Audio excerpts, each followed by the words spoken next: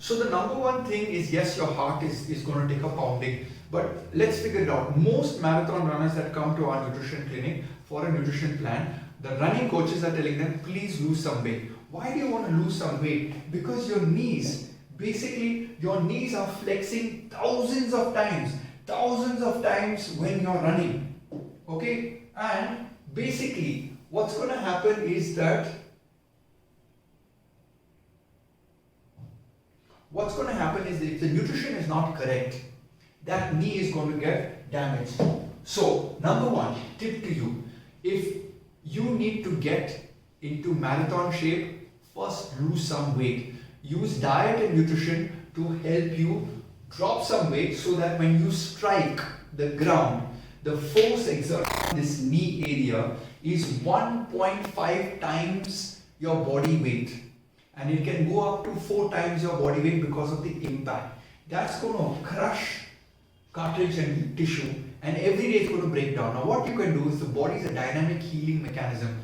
You can take certain foods that are anti-inflammatory, means it reduces the inflammation, and you can take foods which are building.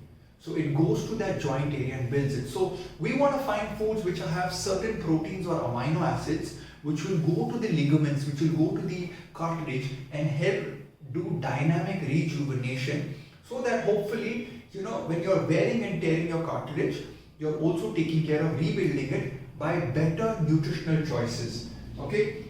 So basically what I'm trying to say to you is that raw material, okay, that you consume for the cartilage. Let's take skin, let's take cartilage, let's take muscle, let's take water in the body. Everything is raw material, and as you run, you deplete it, you lose it, you burn it up. You need to replenish, and that comes from your food.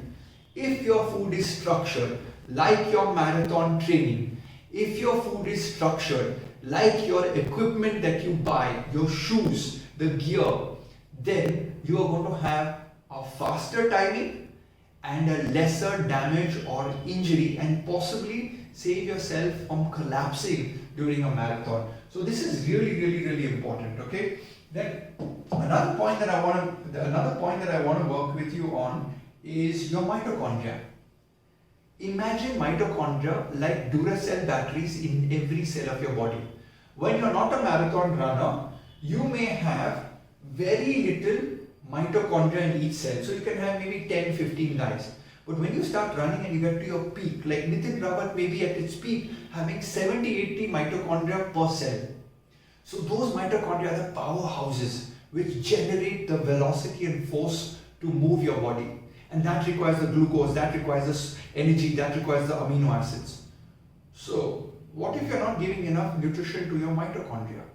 There are foods that boost mitochondria content. They indirectly begin to boost your VO2 max, which is your maximum oxygen carrying capacity.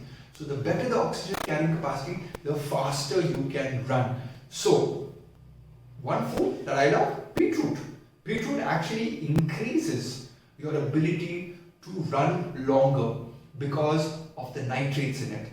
Another food that I can actually improve timings, and it's not a food, it's a supplement, is L-carnitine, because it's a lactic acid buffer and it's a fat shuttler. So it shuttles fat from outside the cell into the cell, delivers it to the mitochondria, so it's a secondary source of energy. So glycogen or glucose is one source of energy, and fat can be an alternate source of energy if you use L-carnitine. So that's one free tip for you. But when you want to use real energy for running, you need protein, you need carbohydrates, you need fat, and you need oxygen. All of these components come together. So when I'm working with normal people who are doing 10K, 20K, I suddenly give them 15-20 minutes improvement in timing. Why?